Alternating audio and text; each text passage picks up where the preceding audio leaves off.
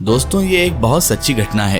एक बूढ़ी अम्मा थी जिनकी एक बहू थी। बहू को कोई संतान नहीं हुई थी, इसलिए सबको घर पर बहू की ही चिंता रहा करती थी। एक बार राधा अष्टमी का उत्सव आया। पड़ोस की सभी औरतों ने बूढ़ी अम्मा और उनकी बहू को चलने के लिए कहा। बहू तो नहीं गई, लेकिन बूढ़ी अम्मा चली गई। शाम का समय था, बहू घर में अकेली थी। तभी एक छोटी सी बच्ची, एक कन्या आई। बहू ने पूछा, अरे कौन हो तुम और यहाँ कैसे आ गई? कन्या ने कहा, मैया मेरा नाम लाडो है और मैं यहीं पर पास में रहती हूँ। आपकी सासू माँ ने मुझसे कहा था कि बीच बीच में जाकर मैया को देख आना कि सब ठीक है या नहीं, तभी मैं आपको देखने आ गई। लाडो ने कहा, मैया आप नहीं गई बरसाने, राधा रानी के दर्शन करने? बहू ने कहा, नहीं मैं नहीं गई।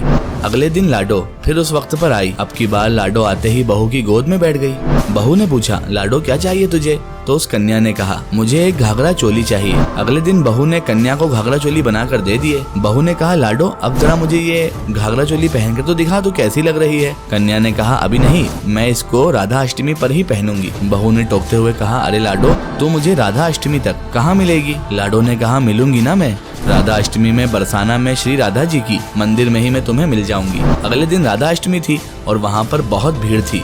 कीर्तन और नृत्य हो रहा था। बहुत इंतजार के बाद जब वो बहू मंदिर में पहुंची और जैसे ही जाकर उसने वहाँ पर राधा जी के दर्शन किए तो वही घाघरा चोली जो बहू ने लाडो को दिया था, यहाँ राधा जी ने वो धारण किया हुआ था। वो बहू बेचारी तो पत्थर सी हो गई, आंखों से आंसू बहने लगे। उसको भी बात समझते देर न लगी कि वो जो लाडो थी वो और कोई नहीं बल्कि राधा जी ही थी।